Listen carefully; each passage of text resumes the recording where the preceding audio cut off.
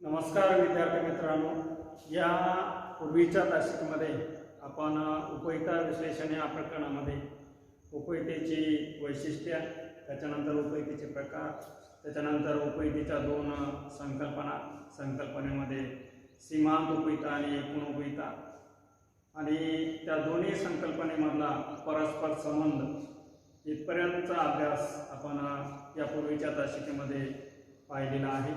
त्यानंतर आपल्याला या प्रकरणामध्ये आणि सूक्ष्मलक्षी अर्थशास्त्रामध्ये सर्वात सुरुवातीला येणारा जो सिद्धांत आहे त्याला आपण नियम सुद्धा म्हणतो। हा नियम किंवा सिद्धांत आज आपल्याला पाहायचा आहे। सूक्ष्मलक्षी अर्थशास्त्रामध्ये असलेला जो पायाभूत सिद्धांत म्हणूनही हा सिद्धांत ओळखला जातो, त्या सिद्धांताचं नाव आहे घटत्या सीमांत उपयुक्ततेचा सिद्धांत। घटत्या सीमांत उपयुक्ततेचा सिद्धांत।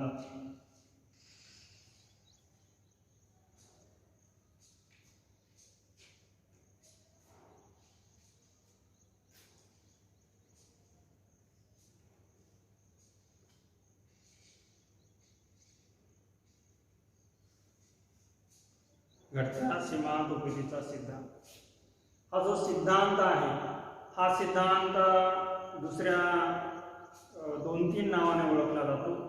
घटता म्हणजे ऱ्हासमान किंवा आरासी किंवा ऱ्हासमान सिद्धांत किंवा आरासी सिद्धांत असे सुद्धा त्याला दोन नाव आहेत। त्यानंतर हा जो सिद्धांत आहे, हा सिद्धांत मार्शलच्या पूर्वी फ्रेंच अर्थशास्त्रज्ञ एच ग्यासेन या अर्थशास्त्रज्ञांनी मांडला होता। म्हणून या सिद्धांताला ग्यासेनचा पहिला नियम या नावाने सुद्धा हा सिद्धांत ओळखला जातो। यानंतर ग्यासेनच्या सिद्धांतावर डॉक्टर मार्शल यांनी 1890 मध्ये प्रकाशित केलेले अर्थशास्त्राची मूलतत्वे हा जो ग्रंथ आहे, या ग्रंथामध्ये ग्यासेनच्या नियमावर योग्य संस्कार करून तोच नियम त्यांनी पुन्हा मांडला। त्या नियमाला त्यांनी घटत्या सीमांत उपयुक्ततेचा सिद्धांत असे नाव दिले। मग नंतर 1890च्या नंतर ग्यासेनचा नियम हा मार्शलच्या नावानेच ओळखला जातो। या सिद्धांतामध्ये मार्शल यांनी आपल्या दैनंदिन जीवनातला अनुभव स्पष्ट करण्याचा प्रयत्न केलेला आहे। आता हा जो सिद्धांत आहे, या सिद्धांताचं आपल्याला विधान सांगता येईल। या सिद्धांताचं विधान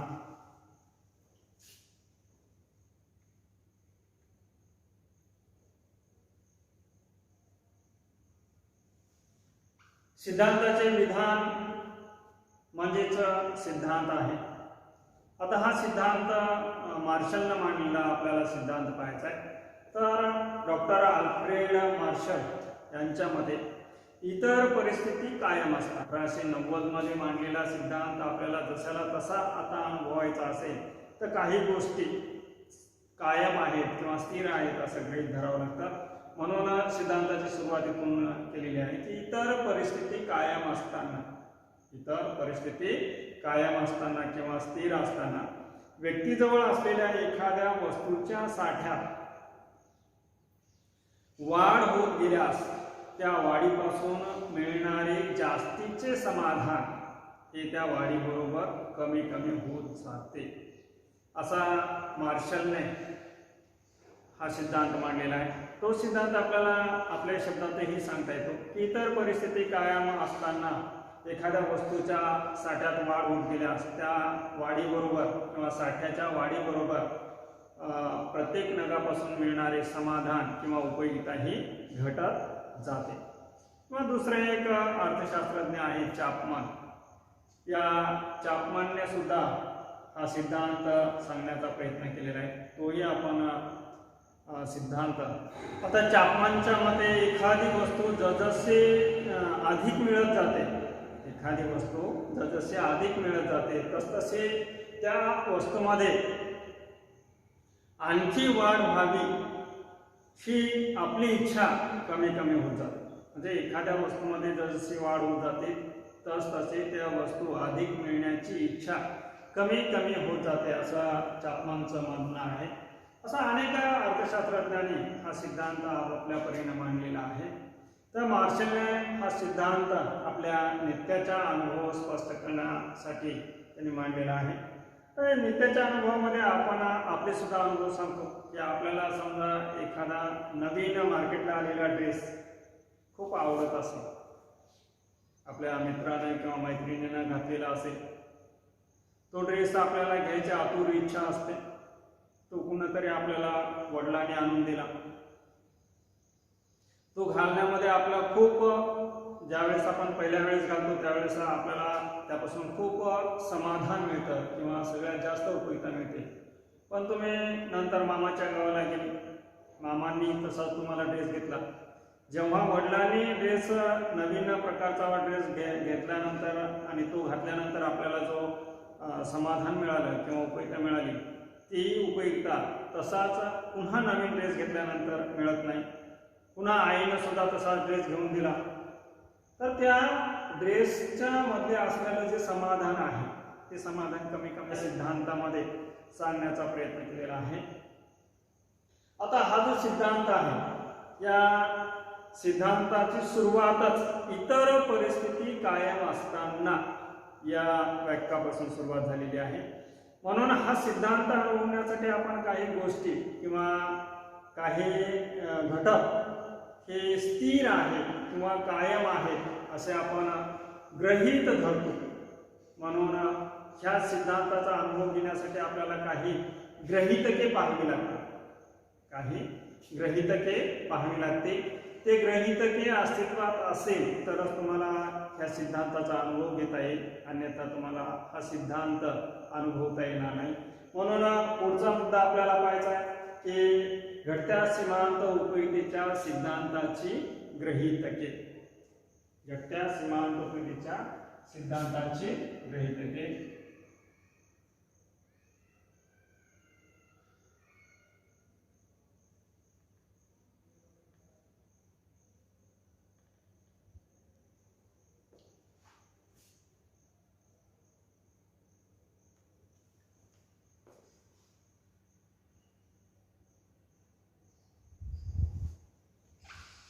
तर कोणकोणत्या गोष्टी आपण गृहीत धरल्या तर हा सिद्धांत अनुभव असेल, तेव्हा त्या गोष्टी आपल्याला पुढील प्रमाणे सांगता येतील. त्याच्यामधलं पहिलं गृहीतक आपल्याला असं सांगता येतं की उपभोक्ता हा विवेकशील असावा किंवा त्याला आपण सुज्ञ असावा.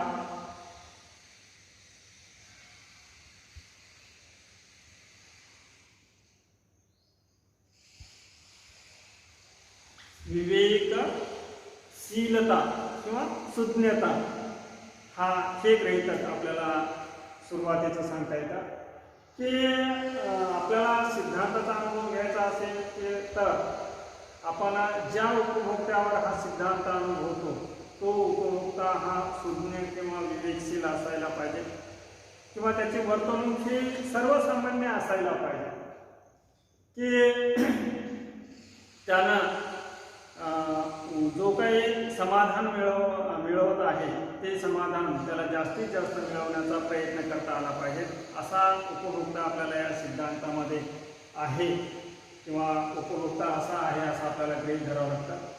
म्हणजेच इथला जो व्यक्ती आहे तो एकतर वेडा नसायला पाहिजे किंवा चमत्कारी नसायला पाहिजे किंवा अति खादाड नसायला पाहिजे. समजा व्यक्ती वेडा असेल तर त्या व्यक्तीला पहिल्या नगापासून मिळणारं समाधान, दुसऱ्या नगापासून मिळणारं समाधान, तिसऱ्या नगापासून मिळणारं समाधान. तुम्ही सांगितलं की समजा तुम्ही एखाद्या आंब्यावर हा प्रयोग करत आहात किंवा हा सिद्धांत अनुभवता, एखाद्या वेड्या व्यक्तीला तुम्ही एक आंबा खायला दिला, पहिला आंबा, त्याला सांगितलं की आंबा कसा लागतो किंवा आंब्या खाताने तुला कसं वाटतंय, तो काहीच सांगणार नाही. दुसरा आंबा दिल्यानंतरही त्याला काही सांगता येणार नाही. तिसरा, त्याच्यानंतर समजा अति खादाड माणूस आहे, त्याला 4-5 आंबे खाल्यानंतर काहीच वाटणार नाही. म्हणून उपभोक्ता हा सर्वसामान्य पाहिजे की त्याला पहिला आंबा खाल्यानंतर मिळणारं समाधान सांगता आलं पाहिजे, दुसरा आंबा खाल्यानंतर मिळणारं समाधान सांगता आलं पाहिजे, तिसरा आंबा खाल्यानंतर मिळणारं समाधान सांगता आलं पाहिजे. हे समाधानाची पातळी त्याला निश्चित करता आली पाहिजे की पहिला आंबा खाल्यानंतर मला खूप आनंद मिळाला होता किंवा मला खूप चांगलं वाटलं होतं, दुसरा आंबा खाल्यानंतर पहिल्या आंबा एवढं चांगलं वाटलं नाही, लगेच मी तिसरा आंबा खाला तर तेवढं मला पहिला किंवा दुसरा आंबा खाल्या तेवढं चांगलं वाटलं नाही. म्हणजे समाधानाची पातळी कमी कमी होत आहे हे असं त्या उपभोक्त्याला सांगता आलं पाहिजे. म्हणून आपल्याला पहिलं गृहीतक इथं ग्राह्य धरावं लागतं की उपभोक्ता हा विवेकशील किंवा सुज्ञ आहे असं आपल्याला गृहीत धरावं लागतं. त्याच्यानंतर आपल्याला दुसरं गृहीतक ग्राह्य धरावं लागतं ते आहे संख्यात्मक मापन.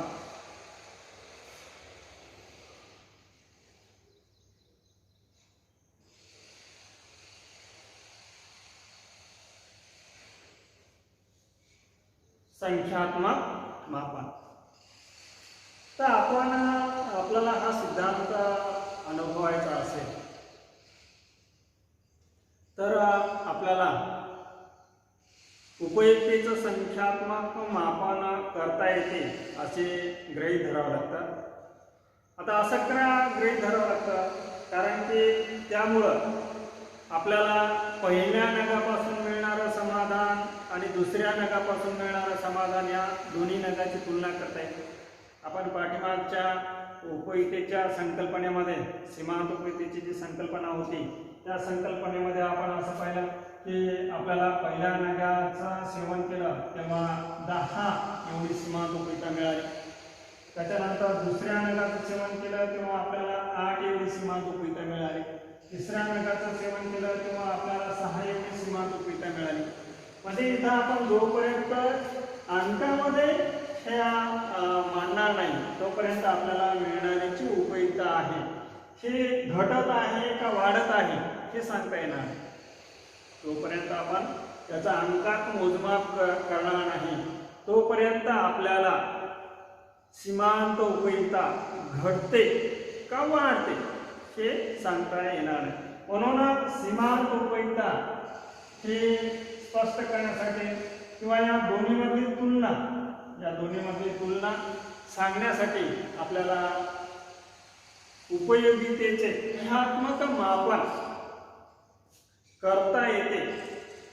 खरं पाहिलं तर उपयुक्ता ही एक मानसशास्त्रीय संकल्पना आहे ती कधीही आपण अंकामध्ये मोजत नाही. आपण कधीही सांगत नाही की मी पहिला आंबा खाल्यानंतर मला 10 एवढी उपयुक्ता मिळाली किंवा मी एखादा नवीन ड्रेस घेतला मला 50 एवढी उपयुक्ता मिळाली असं आपण व्यवहारात कधीही म्हणत नाही. व्यवहारामध्ये आपण समाधान हे मला अति आनंद झाला, मला खूप चांगलं वाटलं, मला खूप चांगलं समाधान मिळालं या शब्दामध्ये आपण आपली उपयुक्ता किंवा आनंद व्यक्त करतो. कधी आपण अंकामध्ये व्यक्त करत नाही. पण इथं अंकामध्ये यासाठी व्यक्त करता येते असं गृहीत धरलेलं आहे की ज्या 2 नगापासून मिळणारी जी उपयुक्ता आहे याची तुलना आपल्याला करता आली पाहिजे. म्हणून तुलना करण्यासाठी किंवा ती घटत आहे का वाढत आहे हे स्पष्ट करण्यासाठी आपल्याला अंकामध्ये मोजमाप करता येते असं गृहीत धरावं लागतं. त्यानंतर आपल्याला तिसरं गृहीतक इथं ग्राह्य धरावं लागेल ते आहे वस्तूचा एकजिन्सीपणा.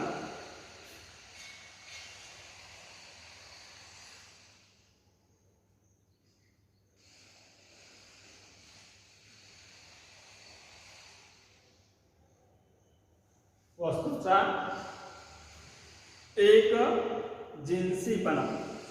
आता हा सिद्धांत जर आपल्याला अनुभवायचा असेल तर वस्तू ह्या एकजिन्सी आहेत असं आपल्याला गृहीत धरावं लागतं. म्हणजे उपभोक्ता ज्या वस्तूचा उपभोग घेत आहे त्या सर्व वस्तू ह्या एकसारख्या आहेत. आता एकसारख्या म्हणजे कशा असायला पाहिजे तर सर्व वस्तू रंगानं सारख्या असायला पाहिजेत, रूपानं सारख्या असायला पाहिजेत, त्याच्यानंतर चवीनं सारख्या असायला पाहिजेत, त्याच्यानंतर दर्जानं सारख्या असायला पाहिजेत, वजनानं सुद्धा सारख्या असायला पाहिजेत. नव्हे तर कव्हरनं सुद्धा त्याच्या वरचं जे कव्हर आहे आपण पाहतो की वेगवेगळ्या खाद्यपदार्थाला वेगवेगळे कवर असतात, बिस्किट असतील, चॉकलेट असतील. एखादं कवर जर आकर्षक असेल, मधली वस्तू कशी असेल, कवर आकर्षक असेल तर त्यामध्ये फरक पडतो. कव्हरने सुद्धा त्या कशा असायला पाहिजेत, एकसारख्या असायला पाहिजे. आता आपण पाहिलं की आंब्याचे जर उदाहरण घेतलं आपण, तर आंबे हे सगळे रंगाने सारखेच असायला पाहिजेत. रंगाचं जर आपण उदाहरण घेतलं तर पहिला आंबा तुम्हाला हिरवा दिला खायला, त्यानंतर पिवळा दिला, त्यानंतर सेंद्री दिला. तर इथं काय होत जाईल, तर हिरव्या आंब्यापेक्षा पिवळा आंबा खाल्यानंतर, सेंद्रिय आंबा खाल्यानंतर तुमच्या समाधानात वाढ होत जाईल. म्हणजे इथं आपला सिद्धांत अनुभवास येणार नाही. म्हणून सिद्धांत अनुभवास येण्यासाठी सर्व आंबे हे हिरवे असतील तर हिरवेच असायला पाहिजे, पिवळे असतील तर पिवळेच असायला पाहिजेत, किंवा सेंद्रिय असतील तर सेंद्रियच असायला पाहिजे. त्याच्यानंतर त्याचा आकार, एक आंबा अतिशय छोटा तुम्हाला खायला दिला, ज्याने नेमकीच तोंडाला चव लागली, तो आंबा संपून गेला. त्याच्यानंतर पुन्हा भला मोठा आंबा दिला. भला मोठा आंबा एवढा दिला की एक आंबा खाल्यानंतर दुसरा आंबा खाण्याची इच्छाच होत नाही. असे जर वस्तू असते तर त्या वस्तूपासूनही तुम्हाला सिद्धांत अनुभवता येणार नाही. त्याच्यानंतर चवीचा जर विचार केला, पहिला आंबा तुम्हाला अतिशय आंबट दिला खायला, त्यानंतर गोड आंबा दिला. ज्या आंबट आंब्यापेक्षा गोड आंब्यापासून मिळणारं समाधान हे साहजिकच जास्त असेल. म्हणून इथं समाधानात घट होण्याऐवजी वाढायला लागेल. म्हणून जे काही तुम्ही वस्तू देता त्याची चव सुद्धा सारखी असायला पाहिजे. त्याच्यानंतर आपण पाहतो की त्याचा दर्जा किंवा त्याचा जो प्रकार आहे तो एकच असायला पाहिजे. तर आंब्याचं उदाहरण झालं की तुम्हाला सुरुवातीला गावरानी आंबा खायला दिला, त्याच्यानंतर राजापुरी आंबा खायला दिला, त्यानंतर तुम्हाला केशर आंबा खायला दिला, त्यानंतर दशेरी खायला दिला, आणि त्यानंतर तुम्हाला हापूस आंबा खायला दिला. म्हणजे इथं गावरानी आंब्यापेक्षा तुम्हाला राजापुरीपासून मिळणारं समाधान जास्त असेल, राजापुरीपेक्षा केशरपासून समाधान जास्त मिळेल, केशरपेक्षा तुम्हाला हापूस आंबा खाण्यापासून मिळणारं समाधान हे वाढत जाईल. म्हणून इथं समाधानात घट होण्याऐवजी समाधानात वाढ होते. ह्या सर्व गोष्टी जर आपण विचार केला तर आपल्याला सिद्धांताचा अनुभव घ्यायचा असेल तर ह्या ज्या काही नगावर तुम्ही हा सिद्धांत अनुभवता किंवा ज्या नगाचा उपभोग घेत आहेत, उपभोग घेत असलेल्या सर्व वस्तू ह्या एक जिन्सी म्हणजे एकसारख्या रंगानं, रूपानं, आकारानं, चवीनं, दर्जानं, ह्या सगळ्या काही प्रकारामध्ये एकसारख्याच असायला पाहिजे. मग एकसारख्या असल्यानंतर पहिल्या नगापासून मिळणाऱ्या समाधानापेक्षा दुसऱ्या नगापासून मिळणारं समाधान घटताना दिसेल, दुसऱ्यापेक्षा तिसऱ्यापासून मिळणारं समाधान किंवा उपयोगिता हे घटत जाताना तुम्हाला दिसेल. तर हे आपल्याला इथं सांगता येतात. त्यानंतर पुढे एक आपल्याला दुसरे गृहीत इथं ग्राह्य धरावं लागतात, ते उपभोग सातत्य. पुढचं गृहीतक काय आहे? चौथा, उपभोग सातत्य.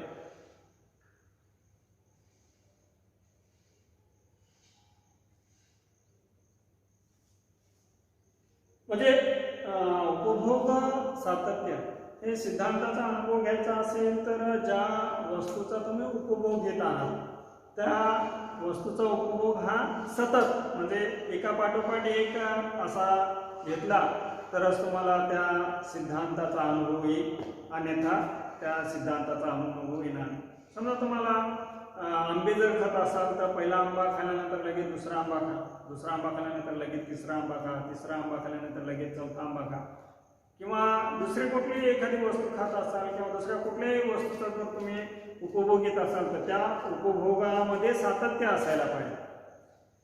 आता आंब्याचं उदाहरण घ्यायचं झालं तर एक आंबा तुम्ही सकाळी खाला, त्यानंतर दुसरा आंबा तुम्ही दुपारी खाला, तिसरा आंबा तुम्ही सायंकाळी खाला, तर तुम्हाला पहिल्या आंब्यापासून सकाळी जो आंबा खाला त्यापासून मिळणारं समाधान आणि तोच आंबा तुम्ही दुसरा आंबा दुपारी खाला त्या दुसऱ्या आंब्यापासून मिळणारं समाधान आणि तिसरा आंबा तुम्ही सायंकाळी खाला तर त्या आंब्यापासून मिळणारं समाधान, या तिन्ही आंब्यापासून मिळणारं समाधान हे सारखंच मिळेल. कारण की गरजा ह्या पुनरुद्भवी असतात. म्हणजे सकाळी भूक लागल्यानंतर लगेच दुपारी भूक लागते, सायंकाळी भूक लागते, म्हणजे गरज ह्या पुन्हा पुन्हा उद्भवते. म्हणून तेव्हा उपभोग घेत असलेल्या वस्तूपासून मिळणारं समाधान हे सारखंच मिळतं.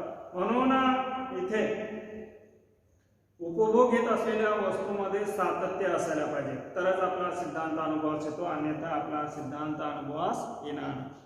त्यानंतर पुढचं गृहीतक आपल्याला असं ग्राह्य धरावं लागेल की ज्या वस्तूचा उपभोग घेत आहात त्या वस्तूचा आकारमान हे योग्य असायला पाहिजे.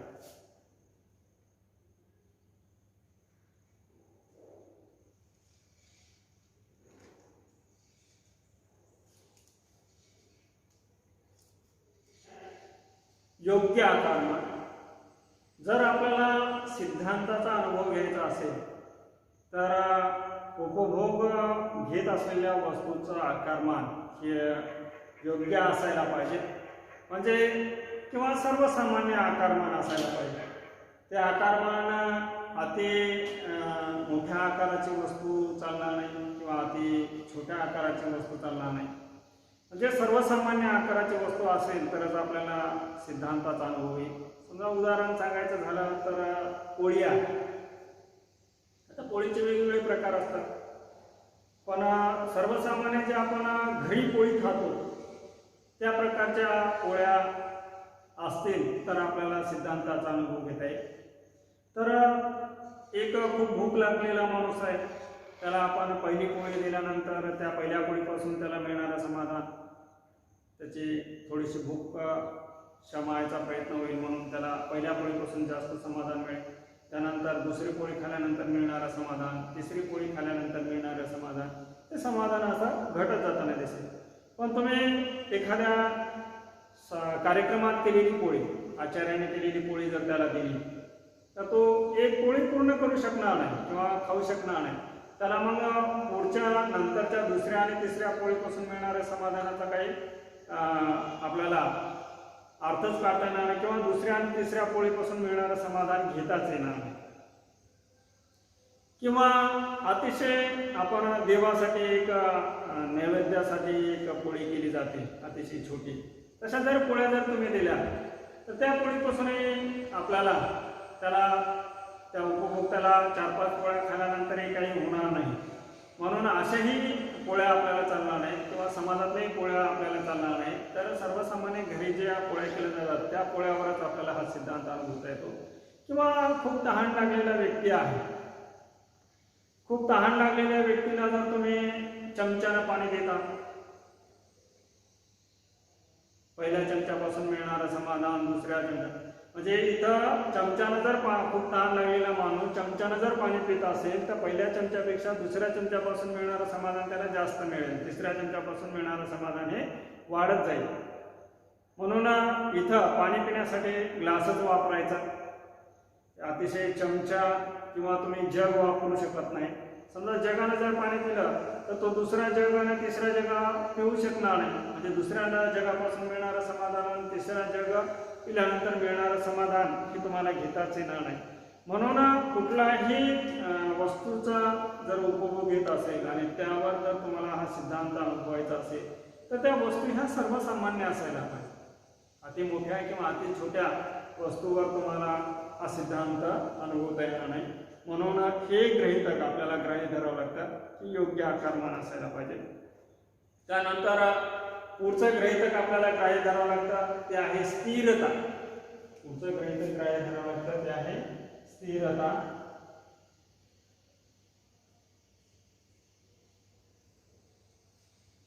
आता स्थिरता म्हणजे काय, तर कायम असणं किंवा स्थिर असणं. आता या गोष्टीमध्ये आपल्याला बऱ्याच गोष्टी, कारण की आपण या पाठीमागच्या सगळ्याच गोष्टी स्थिर किंवा कायमच गृहीत धरलेल्या आहेत. या स्थिरतेमध्ये अनेक गोष्टीचा किंवा संदर्भाचा इथं उल्लेख केलेला आहे. तर उपभोक्ता ज्या वस्तूचा उपभोग घेत आहे त्या उपभोगाच्या प्रक्रियेमध्ये काही गोष्टी स्थिर असाव्या लागतात. जसे की उपभोक्त्याचं उत्पन्न स्थिर असायला पाहिजे. आता उपभोक्त्याचं उत्पन्न स्थिर का असायला पाहिजे, जर उपभोक्त्याचं उत्पन्न वाढलं तर त्याचे सवय बदलते, राहणीमानाच्या सवयीमध्ये बदल होतो.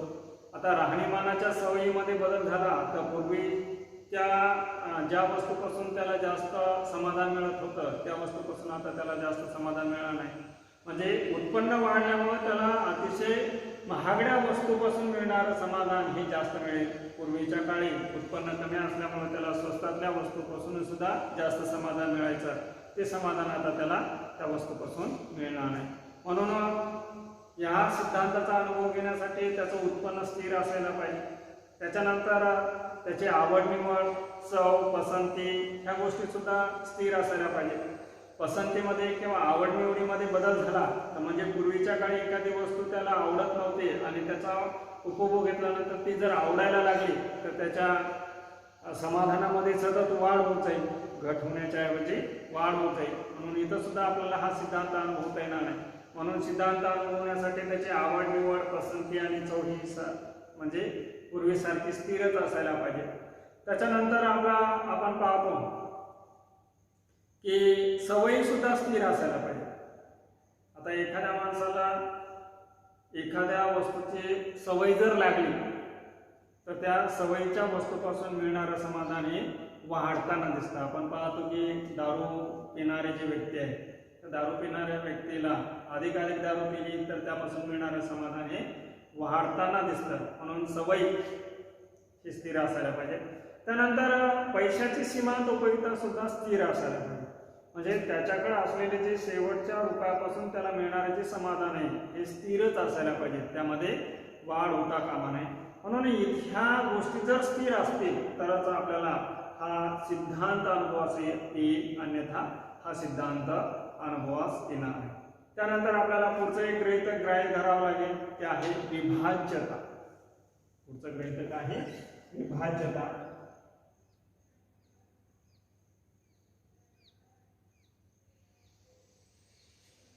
विभाज्यता म्हणजे भाग पाडता येणं, भाग करता येणं.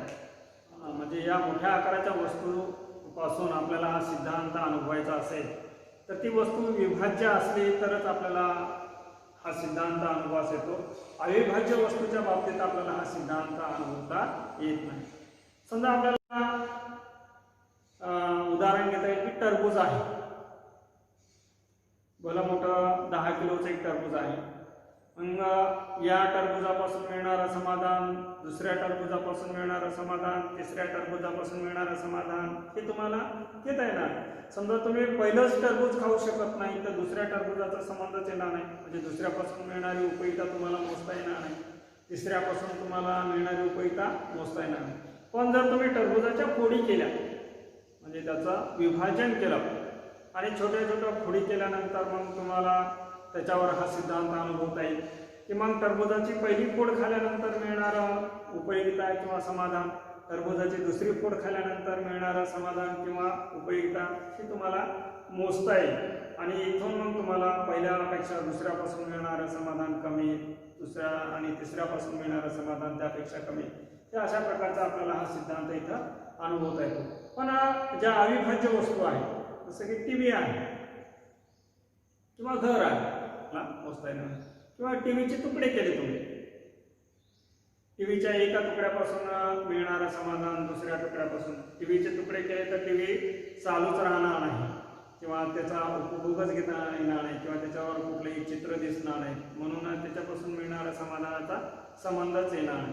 म्हणून अशा काही ज्या अविभाज्य वस्तू आहेत त्या अविभाज्य वस्तूच्या बाबीमध्ये आपल्याला हा सिद्धांत अनुभवता येणार नाही. म्हणून सिद्धांताचा अनुभव घेण्यासाठी आपल्याला हे गृहीतक ग्राह्य धरावं लागेल की वस्तू ह्या विभाज्य असल्या पाहिजे. त्याच्यानंतर पुढचं एक गृहीतक आपल्याला ग्राह्य धरावं लागतं, पूर्ण व्हायला पाहिजे. म्हणजे एकच गरज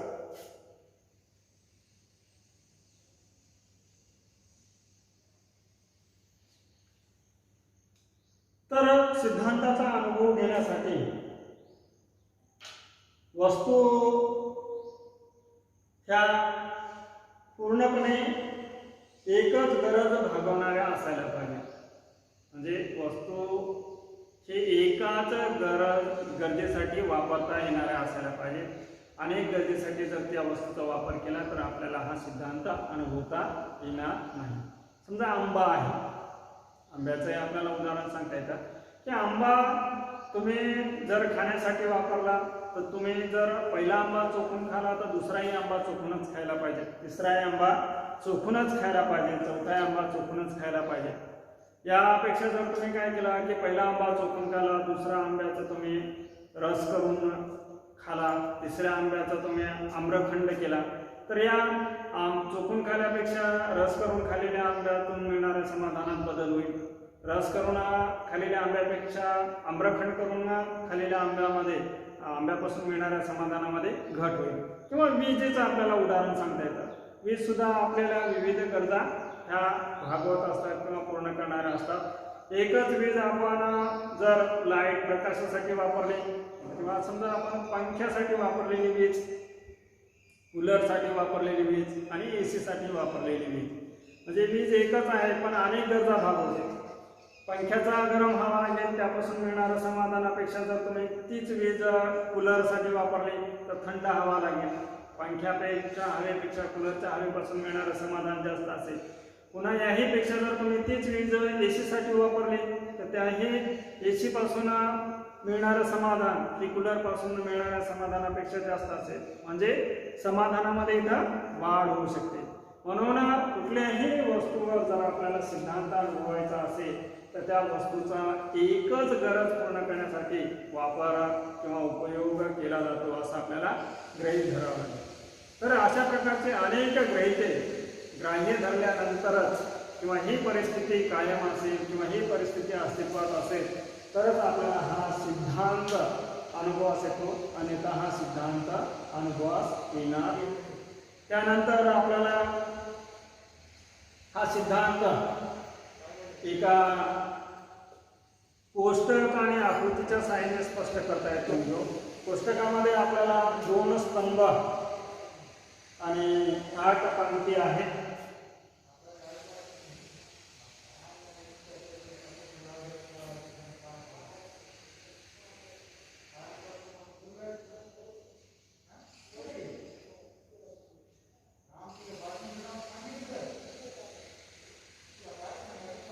तर अशा प्रकारचं पहिलं पुस्तक आहे. या पुस्तकामध्ये आपण सुरुवातीच्या स्तंभामध्ये आंब्याची नग संख्या, आंबे किंवा वस्तू घ्या, कुठल्याही वस्तू घेऊ शकता. नगामध्ये नग संख्येत आणि त्यापासून मिळणारी सीमांत उपयोगिता. दुसऱ्या स्तंभामध्ये सीमांत उपयोगिता.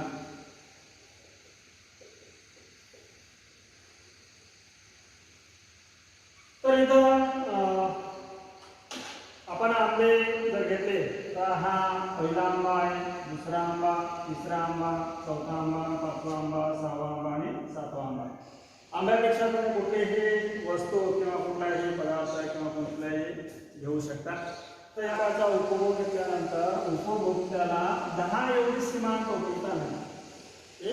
10 एवढी सीमांत उपयोगिता मिळते. तर त्यानंतर त्यानं लगेच दुसऱ्या आंब्याचं सेवन केलं तर त्याला 8 एवढी सीमांत उपयोगिता मिळते. त्यानंतर लगेच त्यानं तिसऱ्या आंब्याचं सेवन केलं तर 6 एवढी सीमांत उपयोगिता मिळते. लगेच त्यानं चौथ्या आंब्याचं सेवन केलं तर 4 एवढी सीमांत उपयोगिता मिळते. लगेच त्यानं 5व्या आंब्याचं सेवन केलं तर 2 एवढी सीमांत उपयोगिता मिळते. लगेच त्यानं 6व्या आंब्याचं सेवन केलं तर त्याला 0 एवढी सीमांत उपयोगिता मिळते. म्हणजे या 6व्या आंब्याच्या सेवनानंतर त्याचं पूर्णतः समाधान झालं किंवा पोट भरलं किंवा तो आंब्यापासून तृप्त झाला. त्यापेक्षा त्याला जास्त आंबे खाण्याची इच्छा नाही. तरी पण त्याने एक आंबा उरतो आणि तो ठेवल्यानंतर नासून जाईल या हिशोबानं त्याने लगेच 7व्या आंब्याचं सेवन केलं.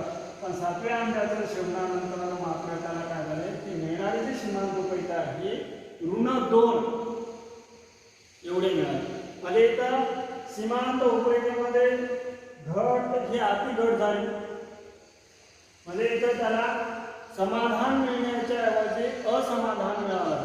म्हणजे इथं त्याला त्रास झाला, इथं त्याला उलटी झालेली असेल किंवा पोट दळदळ करत असेल किंवा कुठल्याही प्रकारचा त्रास होत असेल तर अशा प्रकारचं आपल्याला असं सांगता येतं की इथं जसजशी नगसंख्या वाढत आहे, एखाद्या वस्तूच्या नगसंख्येमध्ये जसजशी वाढ होत जाते तसतशी त्या वस्तूपासून मिळणारी सीमांत उपयुक्तता ही घटत जाते.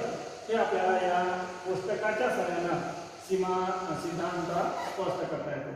सिद्धांतामध्ये आपल्याला सांगितलं इतर परिस्थिती कायम असताना एखाद्या वस्तूच्या नगसंख्येमध्ये जसजशी वाढ होत जाते तसतसं त्या वस्तूपासून मिळणारी उपयुक्तता ही घटत जाताना दिसते. तर अशा प्रकारे आपल्याला या पुस्तकाच्या सहाय्याने सिद्धांताचं स्पष्टीकरण करता येतं. त्यानंतर आपल्याला या पुस्तकाच्या सहाय्याने आकृती काढून आपल्याला हा सिद्धांत स्पष्ट करता येतो. तर आकृतीमध्ये आपण पाहिलेले आहे की हा अय अक्ष आणि हा अक्ष अक्ष आहे.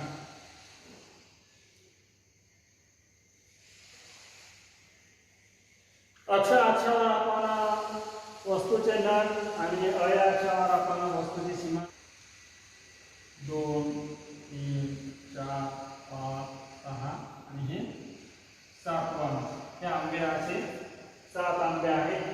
त्यानंतर या आंब्यापासून मिळणारी सीमांत उपयुक्तता आपण अय अक्षावर घेणार आहोत.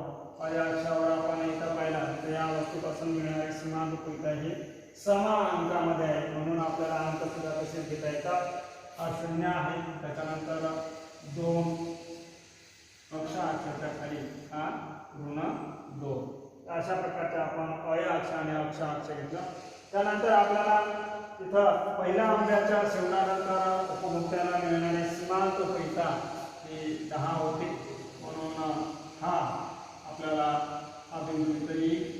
त्यानंतर दुसऱ्या आंब्याच्या सेवनानंतर उपभोक्त्याला मिळणारी सीमांत उपयुक्तता ही 8 होती, म्हणून हा बिंदू इथे येईल. त्यानंतर तिसऱ्या आंब्याच्या सेवनानंतर उपभोक्त्याला मिळणारी सीमांत उपयुक्तता ही 6 होती, म्हणून हा बिंदू इथे येईल. चौथ्या आंब्याच्या सेवनानंतर उपभोक्त्याला मिळणारी सीमांत उपयुक्तता ही 4 होती, म्हणून हा बिंदू इथे येईल. पाचव्या आंब्याच्या सेवनानंतर उपभोक्त्याला मिळणारी सीमांत उपयुक्तता ही 2 होती, म्हणून हा बिंदू इथे येईल. 6व्या आंब्याच्या सेवनानंतर उपभोक्त्याला मिळणारी सीमांत उपयुक्तता 0 होती, म्हणून हा बिंदू अक्ष अक्षावर येईल. आणि 7व्या आंब्याच्या सेवनानंतर उपभोक्त्याला मिळणारी सीमांत उपयुक्तता ही ऋण 2 होती, म्हणून हा बिंदू अक्ष अक्षाच्या खाली हा होता. हे सर्व बिंदू आपण एका सरळ रेषेने जोडले तर आपल्याला सीमांत उपयुक्ततेचा वक्र मिळतो, जो की डाव्या बाजूकडून उजव्या बाजूकडे खाली घसरत असताना किंवा उतरत, तर हा जो वक्र आहे तो आहे सीमांत उपयुक्ततेचा वक्र. आणि हा वक्र डावीकडून उजवीकडे वरतून खाली घसरत येताना किंवा कमी कमी होताना आपल्याला दिसतो. तर अशा प्रकारे आपल्याला सांगता येतं. तर इथं पहिल्या नगापासून मिळणाऱ्या सीमांत उपयुक्ततेपेक्षा दुसऱ्या नगापासून मिळणारी सीमांत उपयुक्तता कमी झालेली आहे. तिसऱ्या नगापासून मिळणारी सीमांत उपयुक्तता ही दुसऱ्यापेक्षा कमी आहे. चौथ्यापासून मिळणारी सीमांत उपयुक्तता ही तिसऱ्यापेक्षा कमी आहे. तर अशा प्रकारे ही सीमांत उपयुक्तता कमी कमी होत जाताना आपल्याला दिसते. म्हणूनच इथं आपल्याला असं म्हणता येतं की जर वस्तूच्या नगसंख्येमध्ये जसजशी वाढ होत जाते तसतसं त्या वस्तूपासून मिळणारी सीमांत उपयुक्तता ही कमी कमी होताना दिसते, म्हणजे घटत जाताना दिसते. म्हणून इथं आपल्याला अशा प्रकारे हा सिद्धांत सांगता येतो की एखाद्या इतर परिस्थिती कायम असताना एखाद्या वस्तूच्या नगसंख्येत जसजशी वाढ होत जाते तसतसं त्या वस्तूपासून मिळणारी सीमांत उपयुक्तता ही घटत जाताना दिसते. तर इथं आज आपण थांबू.